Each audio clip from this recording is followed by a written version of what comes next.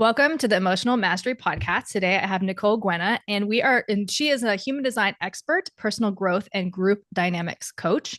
And we're going to talk all about, human design and how we can utilize this in our own lives. And it's, obviously a topic that I'm obsessed with. I love, has never, like for a minute, not been part of my life since I learned about it. So I'm so excited to have this conversation. And we met through Almost 30's podcast accelerator program. We were just talking about it in 2021, which is wild that it's almost 2025. It's just like time has like just been this weird thing for the last few years.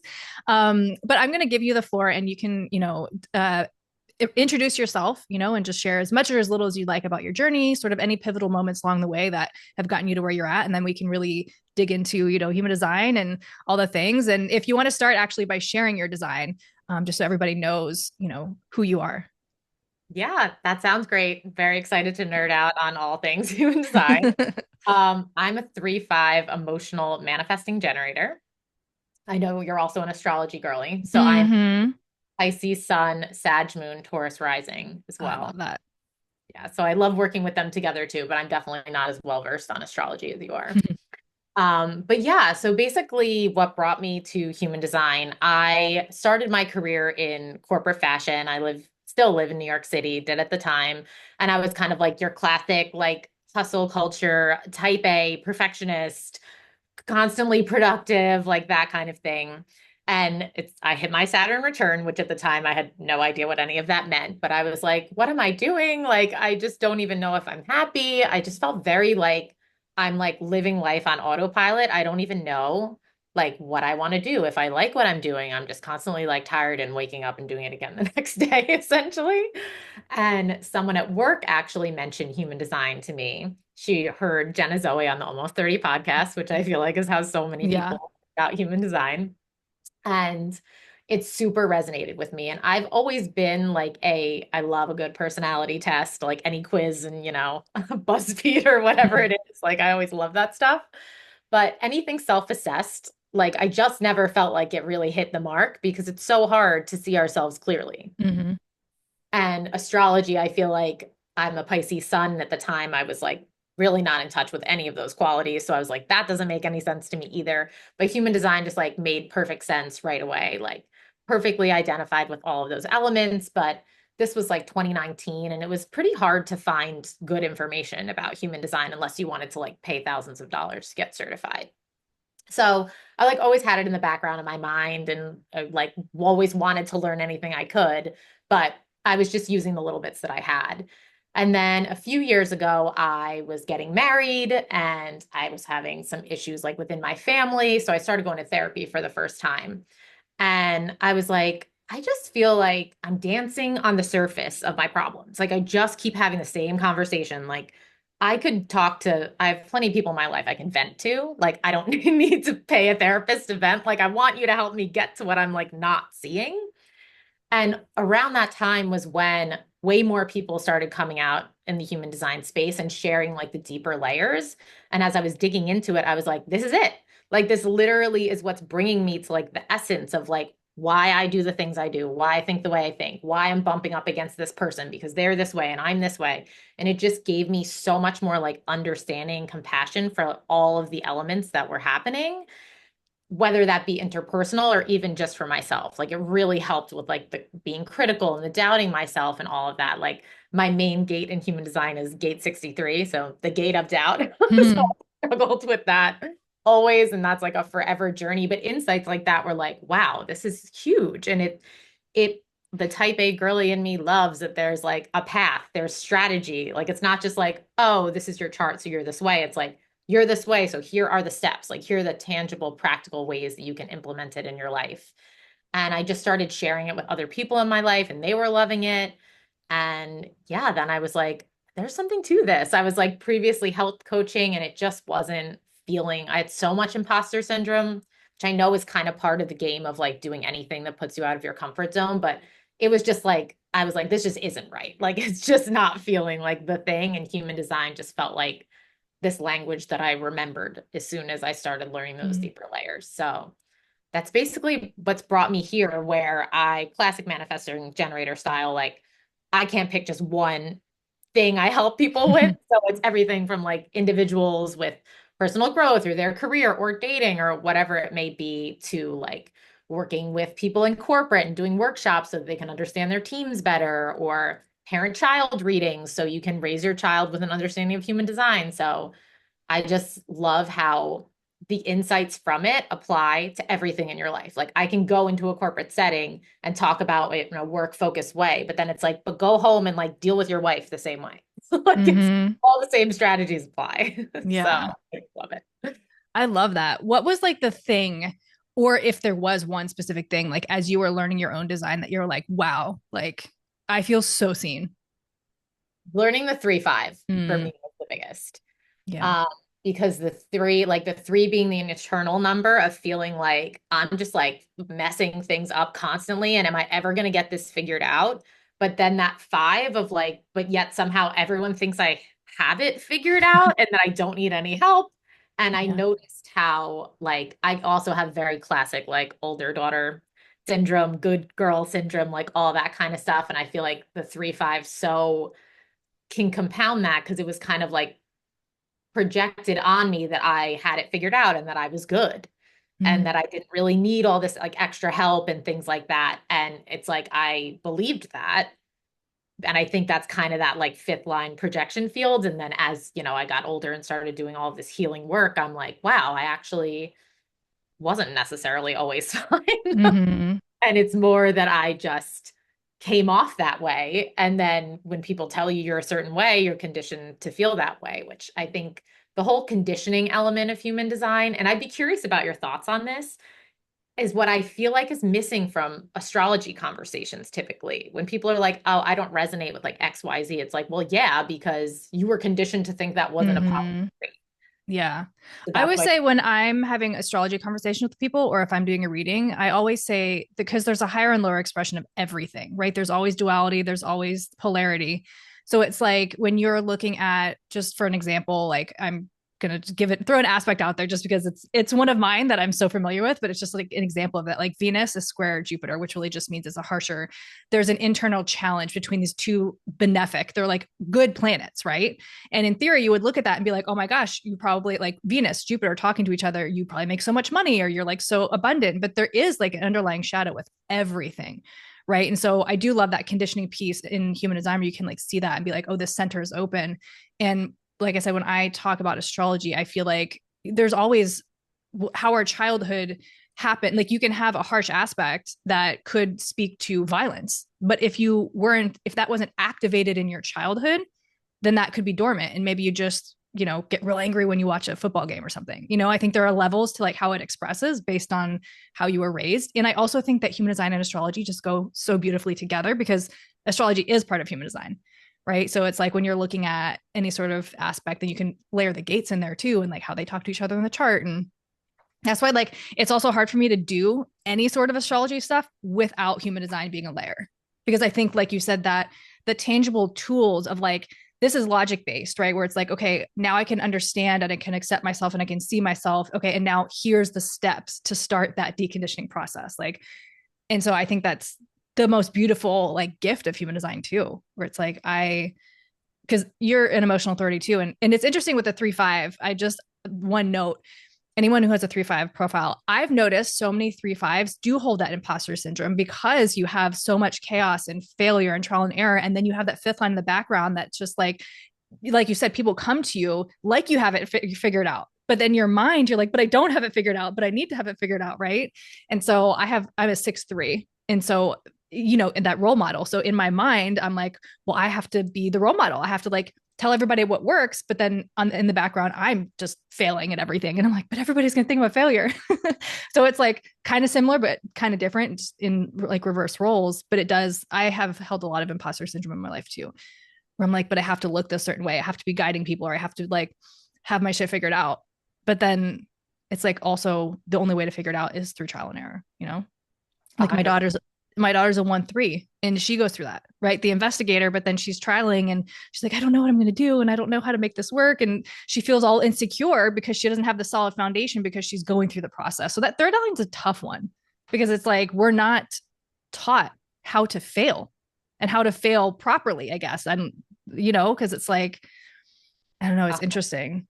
100%, especially too when it's like that classic kind of like perfectionist stuff. It like really Mm-hmm. is bumping up against itself. Like I have an undefined root, which I super also resonate with. Yeah. And the only gate that I have coming off of it is gate 58. Mm, That desire to perfect and for everything mm, best it can be. So I feel like all that adrenalized stress root energy is like filtered through the lens of like everything should be perfect. yeah. And I so see that in myself. Like when I learned that way of kind of looking at the flavor of the way the gates in an undefined center can like show up, I was like, well, that makes total sense because that's Mm-hmm. like completely where that like stress energy flows through for me. Yeah. Well, and I think also having an undefined root with a defined sacral plexus, solar plexus, like I have that. I have a defined, I'm an emotional authority as well. And I have an undefined root. And it's so much pressure of like, we need to make the decision now. And I'm like, oh my gosh, but I know I'm supposed to wait, but I don't want to wait because it's never not going to be here the next time. Or, like even with like just like purchases or things like that. Right. And it's like really, and I think that's one of the most beautiful things about human design is your authority, where it can get you begin the practice of getting out of your head and into your body. But I also think emotional authority is one of the most challenging ones because it's like a constant, like, I don't know, I don't know. Same. Whenever I'm reading somebody with sacral authority, I'm like, so you're really lucky. Yeah. See, this is because those people, it seems like the issue is not typically, I don't know what my decision is. It's that I'm just allowing other people's emotions or me wanting to please somebody else to not trust what my body, Mm-hmm.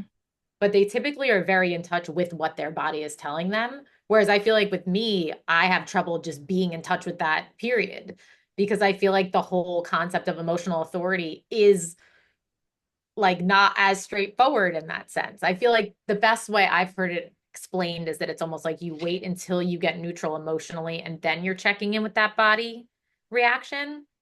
So I feel like people explain emotional authority a little bit differently. Mm-hmm. But I do find that people who have emotional authority typically are not as in touch with their gut Yeah. because emotions are always there, kind of like messing with that story. And that's Mm-hmm. really what I've found. Yeah. How does it feel for you? So when it's really obvious, like this is also another like part of my journey with human design. I had first ordered that like definitive book of Mm-hmm. like the human design like Bible, cost like $5 or something Yeah. crazy. And it like came in the mail and I opened it and I was like, I want to eat this book.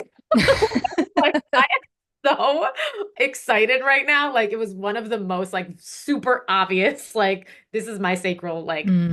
right now. So it's sometimes I feel like it's so on that it's like hard to ignore. And it is kind of that like, yeah, I want to like eat it. Like how you feel about like your dog, where you just want to like Mm-hmm. because you love them so much. Like I'll feel that towards like a decision or like something physical that represents, like a book or something like that. Um, and I guess the drained thing too. I think I just also find it hard because sometimes the things that we like experience resistance towards at first is a mental thing and it's actually Mm-hmm. our body. So it's like hard to be like, okay, what is just my mind convincing me that I don't want to do this? And now my body's like responding to my mind versus like what is visceral. So something I've kind of been experimenting with more is checking in with that feeling of satisfaction, like in post, Mm-hmm. because it's kind of easier for me to be like, okay, maybe I had like so much resistance to getting to the gym today or whatever. But once I'm there, I'm in it. And once it's done, I feel really good. Versus the times where it's like, you kind of know that, like, no, you're going to go, you're going to feel worse. You're going to drag yourself through the workout. You're going to feel worse the next day. You're going to be stressed because you didn't do the thing you were just wanted to finish, kind of thing. So I find that it kind of helps me build that like trust muscle with the system when I'm like reflecting on the signature and like kind of learning it in that sense. Because for me, it's typically not as cut and dry as like wanting to eat the book. Mm-hmm. Yeah. Yeah. Do you have a defined spleen as well? Yeah. Yeah. So I have that as well. I have spleen, sacral, and solar plexus. And so like sometimes I know you do get a lot of those like in the moment hits. And I think that with the undefined root too, right? Then it's like adding pressure, fueling those like in the moment hits. And it's like I've noticed for me sometimes. So what channel do you have defined for your authority? 35, 36 to the throat. Okay. So collective. Okay. Yeah. I have individual. So it's like those little like short spikes or whatever.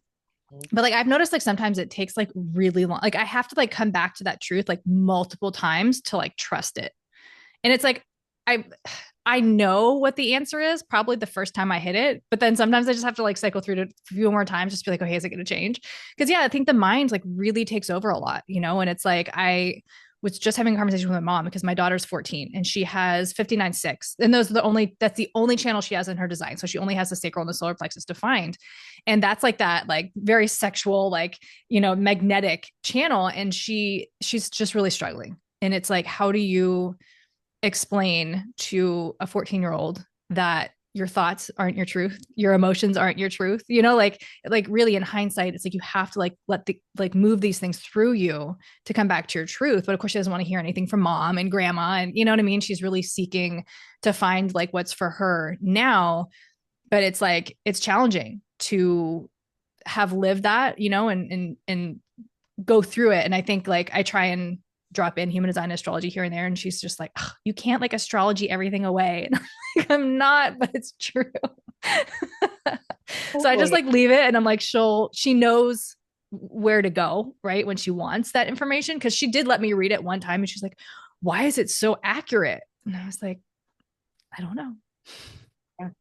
And I can imagine too with our like all that openness, because for me, Mm-hmm. I'm fairly defined. Like I only have an undefined root, ajna and head, but Mm, everywhere else I'm defined. So like the layers of like I think for me, as far as like the understanding of other people and the interpersonal dynamics, that I find the centers are like make such a yeah. big difference because it just explains so much. So Mm-hmm. like, having that much openness, I can imagine too, is it's just a whole nother world of things that you're like Yeah. taking in or kind of like pulling you off from your center. Mm-hmm. Like just saying sometimes that emotional home being your center never really feels all that stabilizing. So you just kind of feel like you're all over the place. Yeah. Well, it's interesting. And this is where, like that childhood comes into play, right? Because like I'm dating a reflector who's completely open, but he is Yeah. like one of the most confident people I've met. And so it's interesting what that, the differences in childhood, or like even layer in astrology, right? Like we were literally having this conversation last night because I was like, what makes somebody like my daughter struggle so much, and then somebody like him is just like so confident in life and like whatever, when it's like they're both really open in their human designs, right? And like, but then you look layer in the astrology piece too, and my daughter has 5 0-degree planets. Like that in astrology, 0 degrees is like you're starting a cycle, something new. It's completely new, right? And so it's really like a really big, it's like it's very rare to have that many 0 degree planets in astrology, right? So this critical degrees is like 0 degrees and 29 degrees. And so to have so many, like I knew when I first like started learning her chart that she was going to be very like different and sensitive. And it's so hard like in today's world, where it's like I think we're learning how to help people like that, or to show up for people, but like it's also this double-edged thing. And I don't know, it's a hard not topic, but because it's like, where are we supporting kids and where are we allowing them to not do the work, right? Because I notice like sometimes they'll just be like, well, that's too hard, I'm not going to do it, or be using it as an excuse to not do something hard. And it's like, no, you have to, like in life, the only way to like change and grow is to face those things that are hard and to do it. And so anyway, that was a whole tangent, but it's like, but like, Oh, having these systems to go back to and look to like support like the way, you said, doing, parent child readings. And that's beautiful because it really helps us to understand our children and like what they need, and my son's a 2-4 generator and he's very defined. And that child, like he like he's good. You know what I mean? Like he's just like so confident and so like sociable and like in all the things that she's not. And it's just so interesting to see how different they are, and I don't know. yeah. Totally. I mean, and that's where like the layer of the astrology stuff, Mm, where it's like, so like you were so meant to be her mom because you understand yeah. all those things and you can work with those insights. But so I've like met a reflector, but like Mm, don't know any reflectors in any significant kind of way. But they do say that there is that like their aura has that ability to kind of, because they are so open, it's like they have that like resistant capabilities mm-hmm. I almost wonder if that's like part of it, where I sometimes it almost feels harder to me, theoretically, to be a generator that only has like one channel, but Yeah. all that openness because you truly are open for Hmm. reflector that has a little bit of that like kind of built-in protection to their sensitivity, if that makes sense. Yeah, no, for sure. And I think that you would have to have that. Otherwise, you'd just be pulled all these directions like all the time, you know? And I do think like as a reflector too, I mean, I don't know his family yet, but like I would imagine that it really impacts like what he's taken on to believe, not that's going to word incorrectly, but I was like taken on to believe that it's his. And not to say that it's not, but like that really, I mean, with any childhood, your parents have a huge impact on you, regardless of how defined or not defined that you are, you know. But yeah, I have it. It's interesting too because like he's just, I feel like there's such an excitement towards life, and I think it is that like surprise, right? That's just like as long as they're like delighted and like the thrill of things, they just. I met one in Mexico. She was a 6'3" reflector. And so I was like, walked into that. I was like, whoa, am I just going to, cause I'm a 6'3" manifesting generator, right? So I was like, am I just going to like see myself? It was like so interesting. But like, same thing. She just was like traveling the world and just like doing all these, like her stories were like, I was like, whoa, it's so crazy, but it's so cool, you know? Yeah. But yeah. Yeah, it's so cool. I mean, us having those three lines too, I feel like the Mm, part of human design is the talking to people and learning their lived experience. It makes the system so much more like real and actionable and like again, like understanding the nuance of how it looks for so many different people that you could never get from a book. And mm-hmm. it's so cool the more that you can have these conversations and like learn about other people and their designs. This is just like my favorite thing. Yeah. So when you're going into like a corporate setting or like a business, you know, setting with human design, how are you speaking to that like differently, or what are you focusing on versus like if you're like relating it to dating or something? So I actually ended up learning from Erin Claire Jones. She has some like classes and stuff like that that you can come Mm-hmm. to, and she explains things in such a like practical way because initially I was a little worried like how am I going to not like I like to like explain things in like kind of a verbose way, I guess, and provide like color to it. And Mm-hmm. I'm gonna back myself into like a wooey corner and not be able to get out. And like I don't want to be too like that in a more corporate setting. And she just explains things in like such a tangible and tactical way. So I was like, okay, this is such a clean way to explain it. And then obviously when there's more layered questions and stuff, I'll be leaning on like the way that I would speak to something. Mm-hmm. So that was a really good like opening point for me to kind of also get past my like perfectionist, always trying to make things harder than they need to be. I'm like, there's this like expert who has a way of explaining it that I could spend $100 to learn. Like, this is put in front of me so I can respond to it, like, do it kind of thing. Mm-hmm. So that was like a learning and kind of this like whole process. Um, but basically, it's pretty much talking about, I think what's most important is obviously like type. So you're hitting on your strategy, then authority, of course, like making decisions at work is obviously like one of the most important things to know how to, Mm-hmm. and also for other people to understand, like this person is going to need time versus this person's going to know right away. Don't question it. Their gut's telling them that it's not going to be logical. Like all of that kind of stuff is really helpful. The profile lines we always touch on in terms of those, I feel like it's so easy to kind of summarize them in a very succinct way. And the other thing that I find really cool about doing the groups is that like you'll sometimes have readings with people and they'll be like, oh, I don't like really see that in myself. But when you're in a group dynamic, someone will say that, and then everyone else in the room will be like, that's so you. Like, what are you talking about? So it like really helps people see themselves more clearly. Mm-hmm. Because other people in the room that know them are like, hi, like that she's literally like reading you like a book right now. Mm-hmm. And then the centers is because I think to me that is the biggest unlock when it comes to like the interpersonal dynamics of just how we're influencing each other and like not even realizing it. And that emotional center, like knowing if you're defined or undefined there, I think is like something that we should somehow be implanted with at birth because Mm-hmm. it like just changes the game to like understand the basics of that. But essentially using like those things in like a workshop setting to kind of talk through like, okay, these people operate these this way, these people this way, and kind of like how we can support each other, be understanding of each other, and what that kind of looks like. And to be honest, I'm not sure if this is even really answering the question that you asked me. But Yeah, no, it's because it's so interesting because I mean, I feel like the corporate setting is very different than like going into, a group of people that are just like curious how they can, best show up dating, right? Like it's very, very logic based. And I think it also is why human design hits a lot when it comes to that sort of um group because it is logic based, right? Like you said, there are practical steps to like going through it. And it's not like whereas astrology, I think astrology has a lot of like labels to it and it's kind of like woo woo or like, oh, you believe in the stars and things like that, right? Whereas like human design, it's this new thing that it's like you can explain it in a way that makes sense. It is logic based, so I think it's interesting, people who do go into corporate settings and use this as a tool. And then, but I would be curious, like people, when you go in there and you're like, what's your birth time? Is there any like pushback to that of like, wait, what is this? yeah, it was actually really funny. The first one I did with my husband's team, and we ended up going out to drinks after the fact. And one of the guys came up to me and he was like, I wanted to hate this. Like when you asked for birth information, I was like, this is stupid. Like, I'm Yeah. not like this. And he's a manifester. He's an ego manifester. Mm, A very rare like combination of yeah. traits.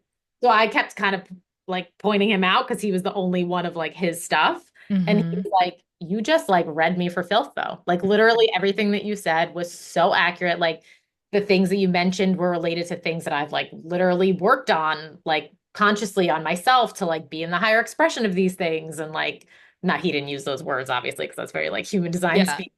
But he was like, I just could not believe how accurate it was. And he was like, and also, I feel like the way you explained it was very like practical and simplified, but also empowering. Because Mm-hmm. I think sometimes human design can be like kind of explained in a way that's like not so empowering. And Mm-hmm. people can have experiences where they like don't like systems like this because it makes them feel like put in a box that they don't necessarily like. Yeah.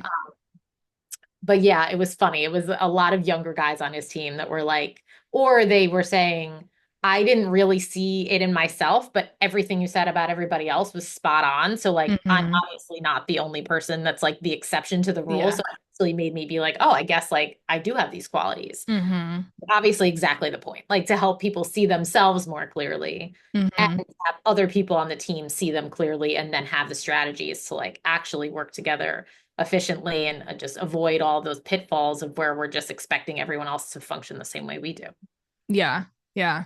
And I think so when it comes to let's say like authority within like a business setting, how do you like marry like the sacral and the emotional or like the splenic and the emotional? Like how do we, with like deadlines and stuff like that?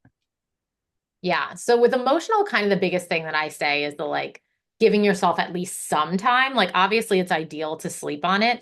The other thing that I find, and I can speak to this because I have emotional authority, is even now that I've been doing all this work on getting in touch with my emotions and human design, I don't have like a super great grasp on when I'm like neutral, high, low. Like I, for so much of my life, being like, I'm fine, I don't have any emotions.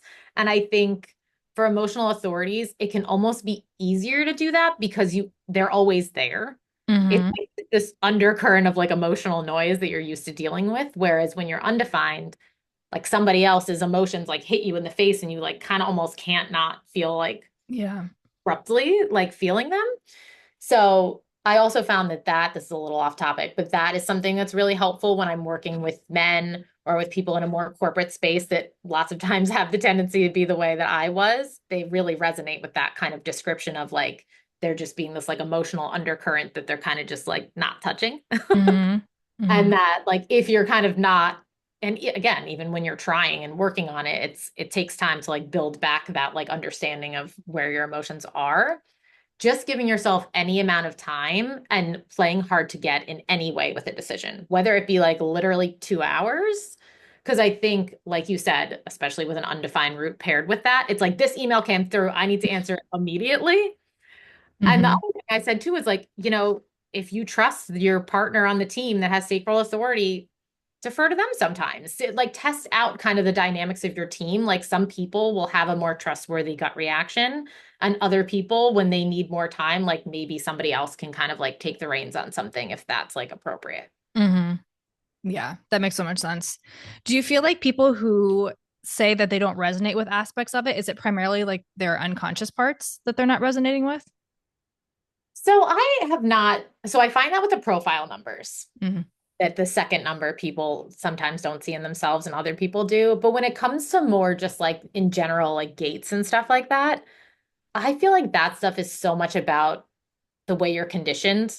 Like if your whole life Yeah. someone's been telling you like, oh, you're so nurturing and gate 27 happens to be unconscious for you, like you just are picking that up from a condition standpoint. Hmm.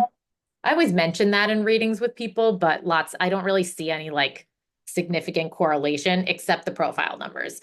The people always really see their first number and Hmm. really sees their second number. Yeah.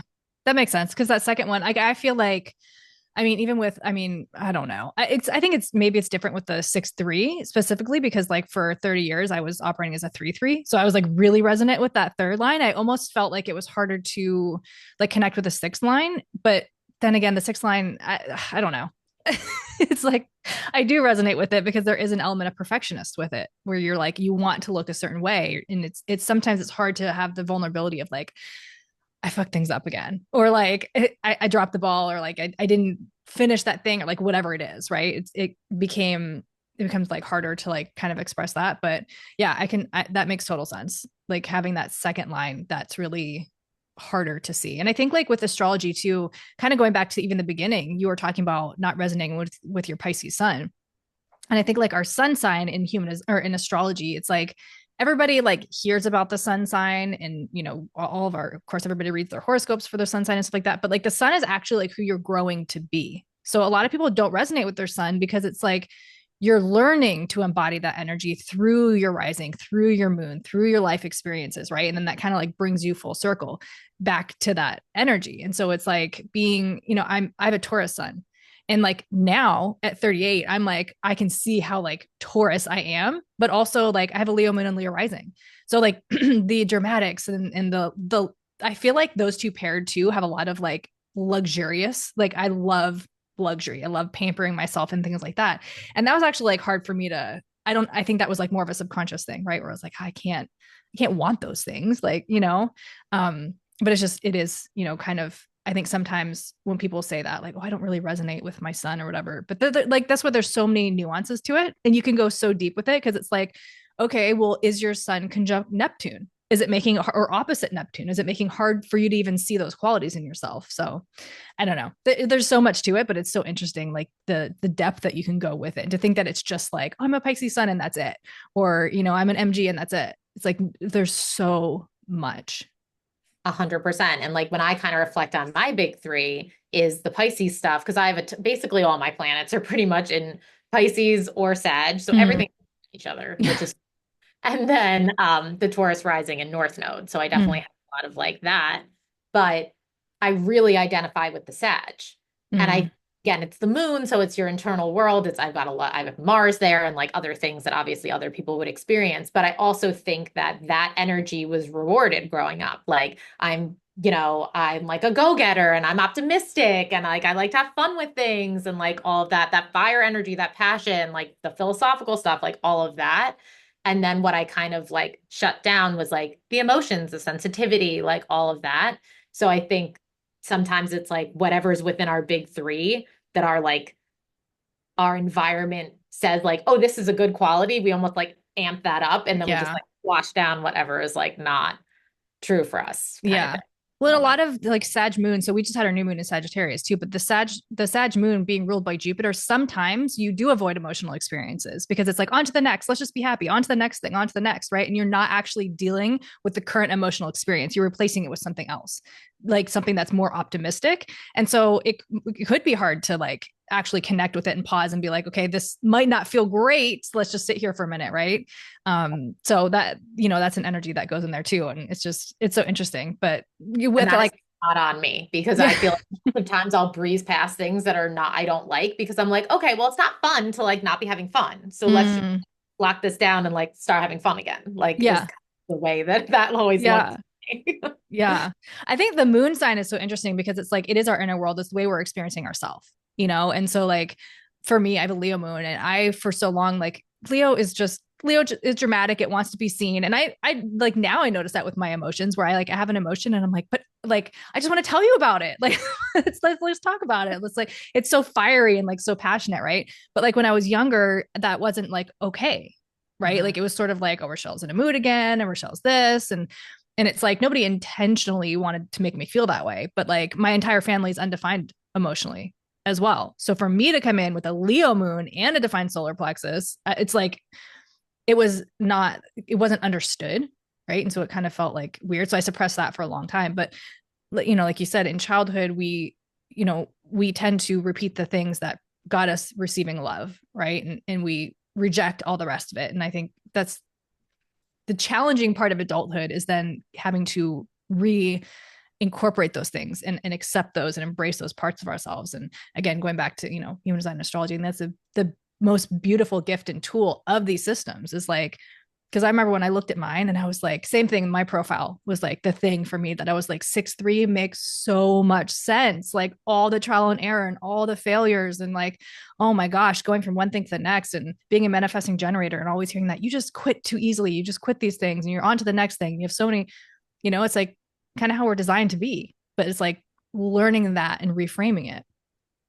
So Agree. I mean, these systems are so useful for those reasons because again, it's like all that blanket advice that you hear kind of at the beginning of a like self-development journey is like just be yourself. And it's like, okay, well, if I knew how to but do who that, am I? I would be doing Yeah. it. Yeah, exactly. And I don't even know what that is. It's Yeah. how as more time passes, how much more I'm like seeing the elements of my chart that didn't make sense to me originally in myself because I'm becoming more myself, like as I'm kind of like working through things. But without having insight like that, I mean, that's why I love this system to share it with people because I'm like, otherwise, it just feels like no advice is right because you can't Mm-hmm. give blanket advice because everybody is so different. And then it's kind of like, yeah, it just, it's so grounding to have like actual information. And the beauty of it is that even if you're off track, it's so much of it resonates that it gives you the trust that like even the pieces that aren't resonating at the moment are ultimately your truth. They're just not like ready to be embodied at this moment. Yeah.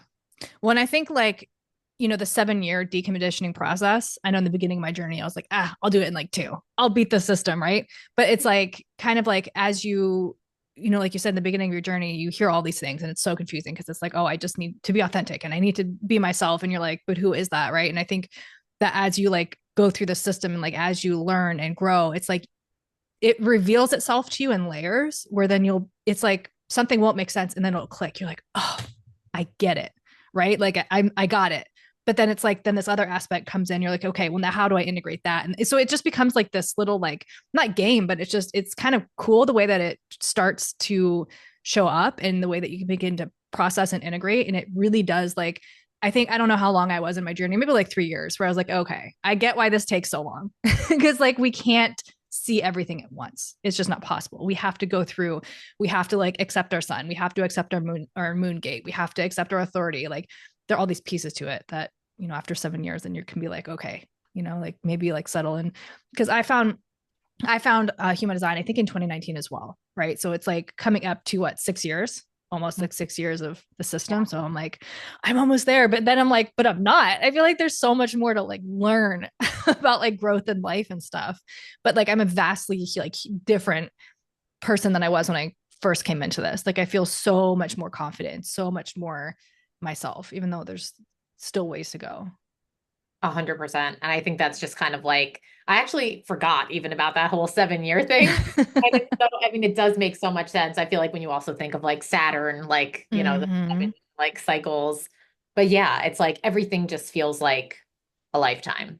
And I feel Yeah. like a lot of what I've kind of been coming back to from like other things I've been learning from is that like lots of times you can feel like you're coming back to the same like core issues. So like for me, let's say like perfectionism, like and I'll be like, how am I here again? Like, I thought we worked on this, but Yeah. you realize that it's like you're in this like upward spiral. Like, you're always gonna, it's like the things you came here to learn, you're just learning over and over again at like different layers of understanding. Like, you're different each time you approach them, and it just feels different every time. And not to make ourselves wrong for the fact that like our shit is our shit, and it's gonna keep showing up just in a new flavor for us to continue like moving on to the next step of like that growth and evolution, essentially. Mm-hmm. Mm-hmm. What's your Earth gate?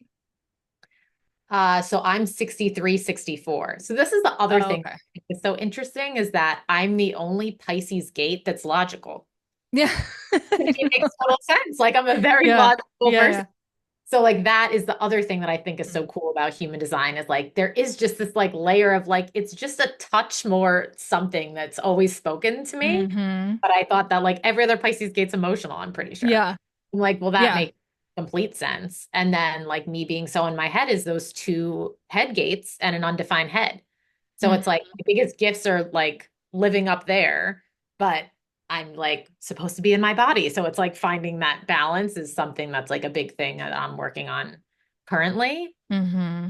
Um, but yeah, so that Earth gate is, something that's supposed to ground me, which I mean, that whole concept of kind of the like it doesn't make sense, like walk the path and it'll make sense as you go. Mm-hmm. I feel like is also so much like the energy of like a three line. Like it's so cool too. I feel like in human design, how it's like there are so many different parts of the chart that can give you similar flavors, but where they live is like what makes it like so unique and nuanced. It's like the manifesting generator is like the type version of what a third profile line is. Like there's certain things that are give you like different flavors. And I think that's the other reason why I just love like working with people individually because it's so nuanced. Like obviously I love doing like the group things, but individual or even like a smaller group or like really going in on their dynamics together, like really being able to go into the nuance of people's charts is where I feel like people's minds are like super blown versus just hearing like, you're a manifesting Yeah. generator.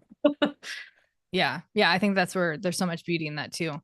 When you work with like couples, or if you work with couples, like how does that look in like helping them understand each other? I know like the basics and things like that, but like how like deep or like nuanced do you get with that? So I haven't worked with any couples Hmm. like together. Okay. Sometimes people who I'm working with individually will like bring in other members of their family kind of thing, like their kids Mm-hmm. or Mm-hmm. something like that.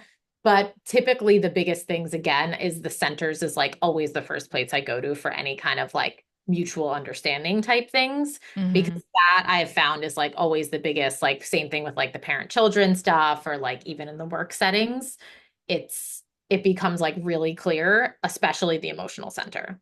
Because I just think for those undefined emotionals that feel everyone else is feeling on such a magnified way, when they just understand that that's like not the reality of how somebody else is feeling, whatever the dynamic is, like that is one of the biggest things that I think can just like change the game. I know in my marriage, that's made a really big difference. Mm. Husband's undefined. And he's married to someone who's not very in touch with their emotions. So he's like, what is wrong with you? And I'm like, I'm fine. I don't understand what the problem is because I'm like barely even registering anything. And he's like super feeling it. So Mm. something that I feel like has been really significant. The other thing I think is really cool to look at when I'll work with half the couple and give them is the like electromagnetic. Mm-hmm. So where they each have half of a channel and it comes to, or half of a channel and then it comes together to make a channel. That can be really interesting just to know. It's cool to see that like typically when people are in a romantic type relationship, there is a bunch of those kinds of things because that explains kind of like the attraction. Mm-hmm. And then if there are certain channels that are created that they could be really feeling. So like if you create an emotional wave together, Mm-hmm. that's something that's like really good to know because that's something that you can kind of work with. So I would say those are like some of the big, and then authority, Yeah. giving people the space to make a decision Yeah. that's for them. Mm-hmm. Oops. One question that I got, and I don't know that I've ever read this answer anywhere, but I would just be curious like what your response would be to it. But so somebody asked me, she's undefined emotionally. Her friend, or I don't know if it's a significant other, but the other person is undefined emotionally, and then they create a defined solar plexus, right? So she was like, does that mean that we have to ride a wave of emotions like together? Like, and I was like, I don't know that I've ever like, I know that they're creating a defined solar plexus within their dynamics, right? 1 + 1 = 3. So that third like energy that they're creating is defined. But then it's like, do they like in making decisions together have to use emotional authority, or are they just using their own sacral authorities to come together? It was such an interesting question. Yes. So it would be kind of the same as like if you're working with transits. I don't know if you Mm-hmm. do Mm-hmm. that. So it's like you're feeling the energy of that wave, but your design is always your design. Yeah. So still, even though you're feeling that emotional wave, it's not going to cloud your sacral. Mm-hmm. Like your sacral is still always going to be trustworthy for you. You're just going to feel a surge of emotions that you're kind of like, this didn't come from anywhere because Yeah. nothing, it's not reactionary like Yeah. what most emotions are. So it's just kind of having that awareness of, I can experience a wave out of like quote unquote nowhere just because we're together, but it doesn't mean that it's going to cloud my sacral and I need to like take on the rules of emotional authority. Mm-hmm. Yeah. That makes sense. Yeah. It's interesting to, I mean, just like within relationship dynamics, because I think that human design and like astrology have helped so much. I mean, just like like you said with you and your husband, like just like understanding another human being, especially like like being with a reflector, because he's a 3-6. So we actually have that commonality with, I'm a 6-3, he's a 3-6, right? But I've noticed there's a lot of clashing between his conscious third line and my unconscious third line. He wants chaos, like actively, consciously wants chaos. And I'm like, no, I just want peace. Why are we constantly doing this? But then like with my like dramatic emotions, right? Like he's so in tune with them, but then he has a Capricorn moon, which I think allows him to like step back and not so much take them in. Like he knows, he'll be like, what's wrong? And I'm like, nothing. Like, you know what I mean? Like he's very attuned to all the nuances of my energy. It's really interesting. Right. And then, so that's why, but then sometimes I get mad when like he doesn't notice something. Cause I'm like, I know you feel it. Like, I know you feel it. You just don't want to have the conversation right now. That's all That's that so is. funny. I mean, it must be so healing in a sense to grow up in a house where it felt like your emotions were too much. And now you're with technically the most like sensitive Mm, sign and he can handle it.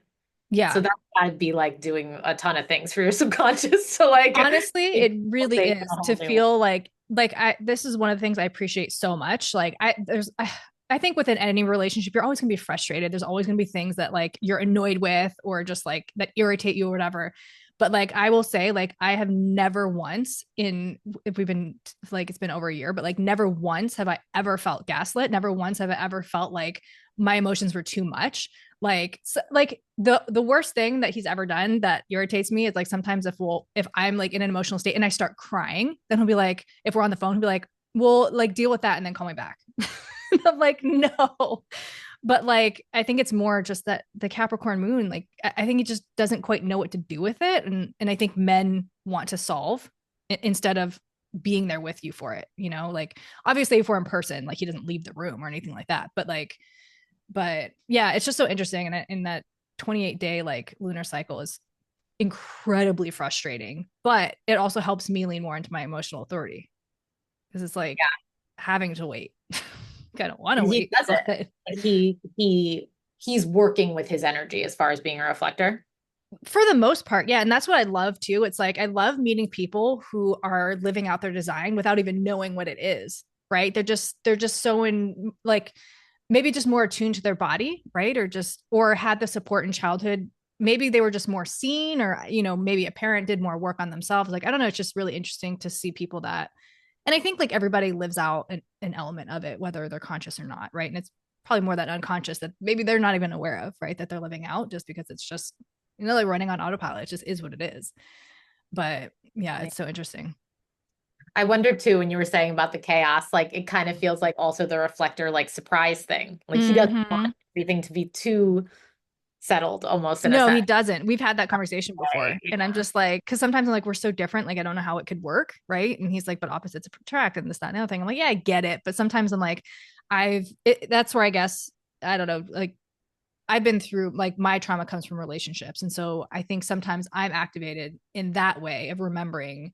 And it's like, I don't want to be in that place anymore. Like, I've done so much work to come here. And then he's not doing it intentionally to be malicious or like anything. I think he just, that's just part of who he is, right? Like he wants novelty and he wants to like do exciting things and I think sometimes like we'll create that, and I know my trauma has me creating drama sometimes, right? Because it's just like if we're not having heightened emotions, sometimes it feels like there's no actual connection.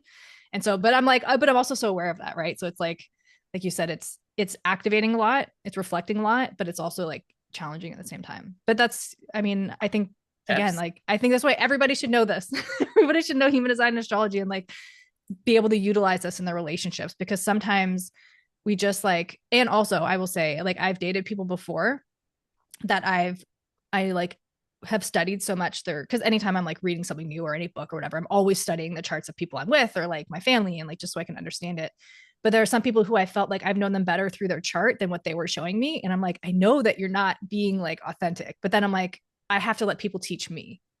Right. And not just be like assuming I know you because I've seen your chart. Cause some people may never fully come into themselves, you know, like maybe it's just their 100%. journey. 100%.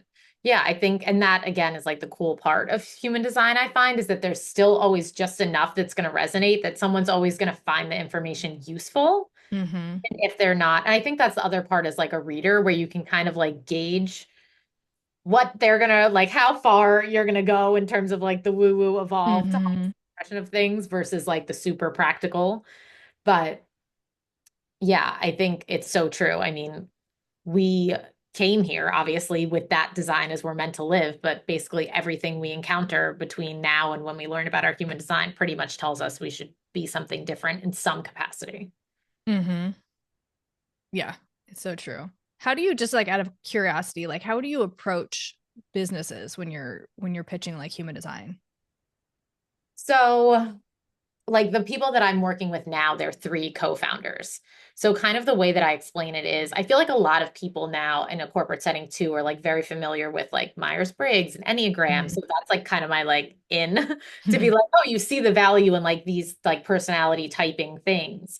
But the issue with those is that they require you to be able to see yourself clearly because they're Mm-hmm. self-assessed.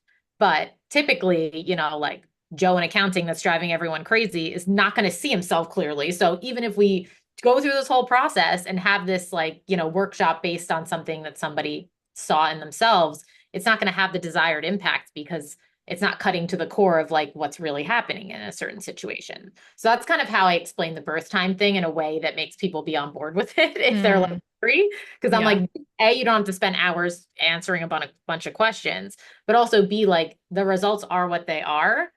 And people can choose to say that they don't resonate with them, obviously, but I've never really found that that's the case. Going to actually help us have a more productive session. And then also just, I mean, businesses are like corporate teams, it's a lot about like communication, efficiency, decision making.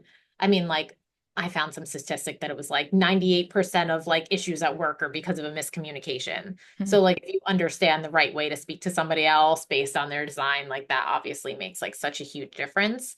And then if you go like the entrepreneurship way, I love working with like the Mercury gate as far as like the core of your message is like your Mercury. So there's just like Mm-hmm. so many depending on what kind of business it is, if it's like a team dynamic situation versus like a individual who's just trying to get their business going or whatever that may be. There's just like endless, even looking at the line of the unconscious Jupiter is like you're meant to work alone, you're meant to be in a partnership. Like the layers are just endless. And I just find myself, even when I'm having, like, I was having a catch up with someone a couple of weeks ago, and she was saying how she's working with a partner right now, but it's frustrating and she just feels like she wants to be able to do her own thing. And I'm like, I'm just gonna like quick pull up your chart. And I'm like, well, yeah, you have like a 0.1 after your unconscious Jupiter. Like you're meant to work autonomously. Like it's gonna feel uncomfortable. And like you can, obviously, in certain situations, but there's a reason you're feeling that pull to do it by yourself. Like that's within you, Mm-hmm. just all those little nuances. Um, but yeah, with the businesses, it's again kind of just like endless depending on like what they're looking for. So a lot of it is like very um like catered, I guess is the word I'm looking for. Like it's very specific to whatever the person's like really looking to get out of it, whatever they're Mm-hmm. dealing with, their company's dealing with. It's like I mean, like the options are endless for like Yeah. the ways that it could Yeah. help you. So it's Yeah. always better if you're not doing just like the basics to have like something specific because then you can really go into like the little minutia Mm-hmm. that like touch on that. Yeah. I love it. I love that businesses are now like open to, having somebody come in and talk about human design, because yeah, it's so powerful. And like the three co-founders that I'm working with, my husband actually connected me with them, and they're three men. And I feel like previous to that, I was always like, I work with women. Like it was like, I only work with women. And I'm so happy that that just like happened because hey, there's just kind of something like very, I don't know, touching about like men who want to like understand themselves better and be Mhm. kind to each other. Like there's just something heartwarming about it that like we're all moving in that direction. And yeah, there's just kind of a different energy to like, I mean, I love working with my girls, obviously. That's Yeah. still the majority of the people I work with, but I'm just so happy that that kind of like happened by accident. Otherwise, I like feel like maybe I would have just cut that off when it's like such a fulfilling dynamic also. Yeah. No, I agree. I also primarily work with women, but I've worked with a few men. One was like an engineer and he was super left brain. So like, I mean, he was like a quad left, I think. And we were like going through design and it was like every single thing I said, there was like a question. It was like confronting to me because like, oh my gosh. So I had to work through like my imposter syndrome in the moment. But like afterwards, he was like, wow, that was like amazing. I was like, oh my gosh, I didn't know what you were, I had no idea where your mind was at through that whole thing, Because it's just like they are very logical in that sense. Like that's how men are like raised to be more logic based than emotion based. And so it makes sense that like you would approach it that way. But also like I just loved it was such a different session, and even like on the podcast, like I didn't interview men for the longest time. And then I started interviewing men and I was like, oh, men are actually like, they're not easier. It's just different, right? That what they come here to talk about. They're also kind of more like, they know, like, like I'll ask, is there anything, because I'm just free flowing with a conversation. Like I barely even take notes or whatever, but like I always tell people, like, is there anything specific you want to talk about? And like, I swear, every single man that comes on when we have that conversation, like, is there anything you want to talk about or like whatever? And they're just like, well, like they want like talking points or they want like this, that, and the other thing. They're just more like want to know the structure a little bit. Yep. And they're pretty good about flowing with it. But then just having that knowing like, okay, they want to touch on this, this, and this, right? Like allows me to like guide within my fluidness. Yep. Um, but it's just, yeah, they're just it's just different, but it's good. It's interesting. Yeah. Hmm. Yeah, it is. It's been fun like to let again, and I think that's the beauty of like the 3-5, the manifesting generator. Like there's definitely been points in the process where I'm like, you should have a niche. You should figure this out. Like I always kind of have these moments where I'm like, wait, where's the niche? Like I'm not doing this right kind of thing. And I can really get myself, doubting and all up in the head. But it's like, again, this system helps me be like, no, actually for a manifesting generator, a niche is like the most uncomfortable thing. For a 3, it's so uncomfortable. Like so many parts of me are not about like pigeonholing myself into one thing. So it's just cool when like all of these experiences, again, like validate that. Like I'm always kind of, when I work with people too, they're like, you're so good at confirming that I'm already doing the thing or pointing Mm, out how I'm doing it. So I can like see like, oh, that's me living out my like 1222 channel or whatever the thing may be. Because I feel like sometimes we can have a hard time like equating these concepts to like our lived experience. And I'm always trying to be like, this is you being in alignment by like this activity kind of thing and mhm. like ground it more. So I'm always trying to remind myself too, like, good job being a 3 today. Yeah. Right. It's part of the process, part of the purpose. Yeah. Well, it's been so interesting. Is there anything that you feel like maybe we didn't talk about that you wanted to touch on or anything that you just want to leave people with? Hmm. I feel like we touched on so many of my favorite things. So Hmm. all of that. Yeah. And I think the big thing is just kind of what we were saying about like, you can get lost in, and I did this, in wanting to know like every single thing. Like, and I do think that there's something to like getting into the deeper layers, like learning about the gates and stuff like that. But it's almost like letting yourself like read about it once and play around with stuff a little bit and like not get lost in the learning. Like really making sure that you're like, okay, how is this showing up in my life and how can I actually like work with this energy and make this like something practical that helps me? Even if it's just from a like mental standpoint of me being like, okay, like I'm going to be out here threeing it regardless. Like I don't know how not to do that, Hmm. but I would have been really hard on myself in the past, Hmm. working out. And now I can just be like, this is part of the way it's supposed to be. Yeah. So I think that kind of like using it practically and then also just as a tool for compassion along the way. So we're like nicer to ourselves in the process. Yeah. I love that. And I think even like Ross says, like, this is designed for self love. You know what I mean? Like, it's really to help you see those parts of yourself, even though he delivered it in such like a logical, harsh way Relaxed sometimes. right away. But But it really is like, huh? That's funny. I've never heard that. Yeah, But there's something I can't remember. There's like in one of the books or something. There's a quote from him that's talking about self love, and I'm like, that's pretty funny. But it really is like it's just helping you see yourself, and I think that's so beautiful. And I also like when I first learned, like I bought the same book, the definitive book, and I was like looking. I think it's around me somewhere, but like I went hard, like fast, and it was like it was like all this logic, and I think that's where human design is. I think that because it is kind of logic based, you can approach it that way, but like for me, I just got overwhelmed. I was like, okay, I have all this information, but I can't like apply it. Like I don't know how to use it. And so like I had to step back for a while and just like kind of live my own experience and just like let it happen. And then like I came back to the system after that because I was like, oh, okay. Like it's more of conversations with people, right? Even like when I'm doing a chart reading, like I'm learning at the same time, right? Because like everybody's got different flares and nuances, and you're teaching me, how it appears for you, and we can have this like back and forth. And I think at the beginning, it was like I just want to teach everybody as much as I could, and like it would be like just me packing in everything, and at the end being like, do you have any questions? And they're just like overwhelmed, right? And I learned like that's not that's where like, but that teacher in me, right? That's why I had to create a program where I was teaching human design to fulfill that part of it, right? And then everything else is more just not that. exactly. Yeah. Yeah, exactly. Makes total sense. Mhm. Yeah. So how can everybody work with you? Where they can find you, and I'll leave it in the show notes as well, so they can just go click it too. Yeah. So I have my Instagram. I'm at Nicole.Guena. There is kind of where I like let myself real just like MG it up. Like there's not really a niche. I'm just kind of saying whatever. I can also I'll share my website too. It's NicoleGuenaConsulting.com. That's where you can get kind of more of the flavor of that, like more like business team dynamics type focus. It's more that logical career terminology. So Mhm. either of those, depending on what you're looking for, would be good places to connect with me. Okay. Well, thank you so much for coming on and having the conversation with me today. Thank you. I had so much fun. Me too.